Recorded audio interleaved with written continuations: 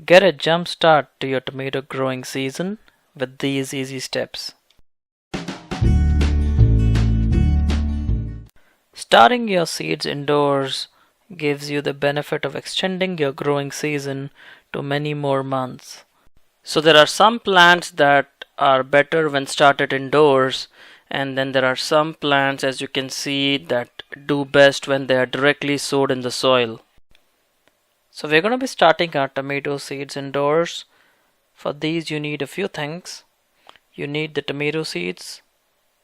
We're using a couple of different varieties of tomato seeds here. The Big Boy hybrid from Burpee and the Rutgers tomato from Ferry Moores.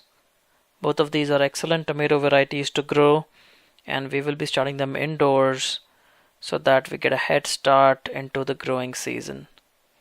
So you need the seeds, you need markers, you also need some tags which you can use to label the plants. We are using a Jiffy greenhouse here. If you want to buy this product, you can look at the video description for the product link. And make sure that you're buying the tomato greenhouse. Now the difference between a regular Jiffy greenhouse and a tomato greenhouse is that the seed pellets are a little larger for the tomato greenhouse.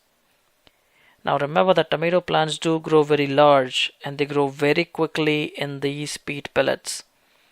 So make sure that you're getting the tomato greenhouse, or you can use other ways to start your tomatoes. You could use your own potting mix and create some sterile soil, put them in pots. You can use whichever method works best for you. But I just find these peat pots to be very easy to use and a very foolproof and guaranteed method to work for germinating seeds indoors. So we're going to be taking 6 of these peat pots, and we're going to be growing 3 plants of each variety. So I'm going to take this in a baking tray. I didn't have anything smaller, but if you have something smaller, that might be a better idea. And then I'm going to just pour some water into this baking tray. And what you want to do is you want to let these peat pots absorb all the water that you put around them.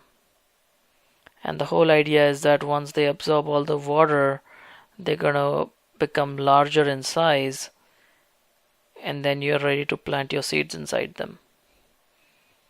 So just add some water, let them soak up all the water.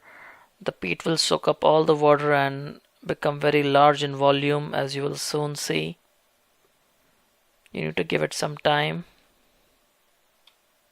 And as you can see here, the peat pots have started expanding, taking in all the water, and just keep adding more water as needed.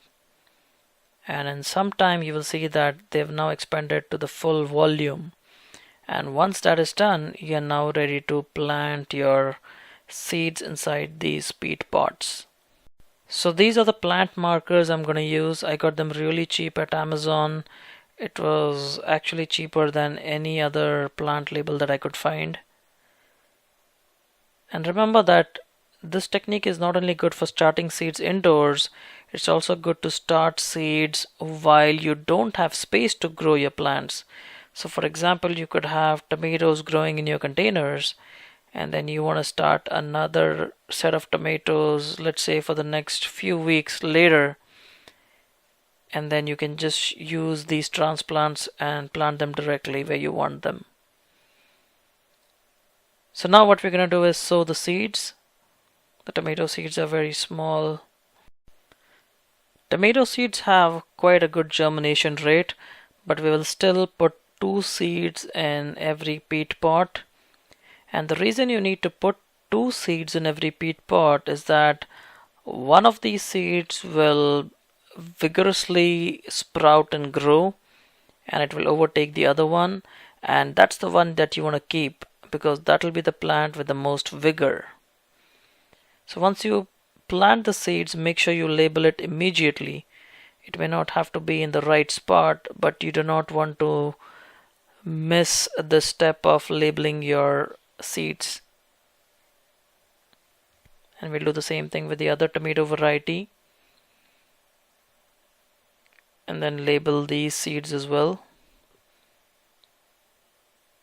So that's it. And now you need to make sure these seeds germinate. I used my greenhouse in order to germinate the seeds, but you could also grow them very easily under grow lights inside your home.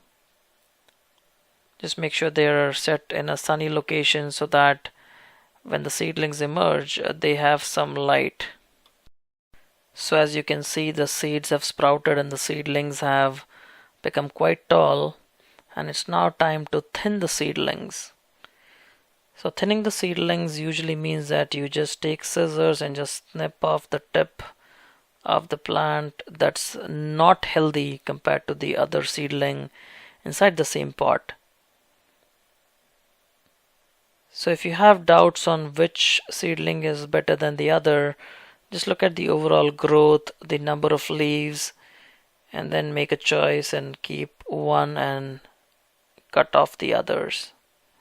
So in this case, it's a tough choice. Both of these seedlings are pretty well matched, but we still have to select one candidate to get rid of. So let's just choose this candidate right there. And what we're going to do is slowly snip the stem off so that this plant is removed, right, just like that.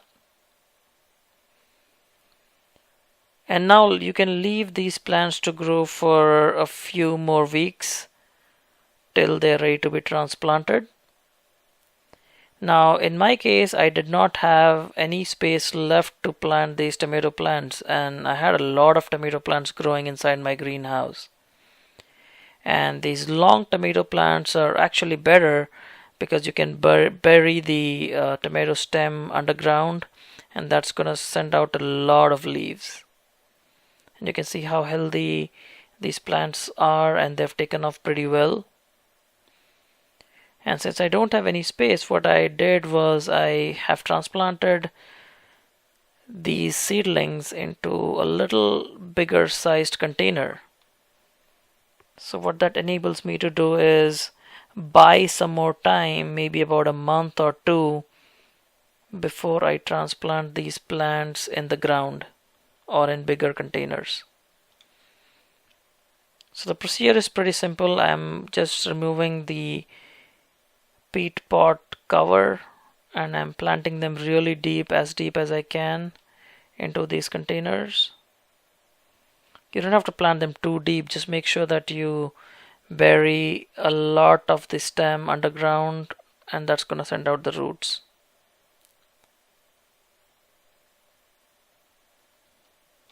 Now, how do you determine the day that you need to start your seeds indoors?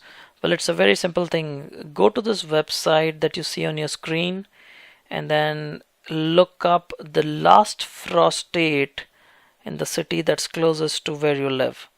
So for example, in my area, the last frost date is 24th of February.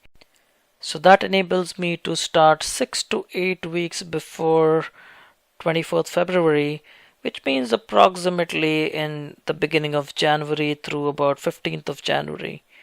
That way I'll be able to set out my transplants in time and ready to grow for the next season. So I hope you liked this video. I'll see you again soon. Happy gardening.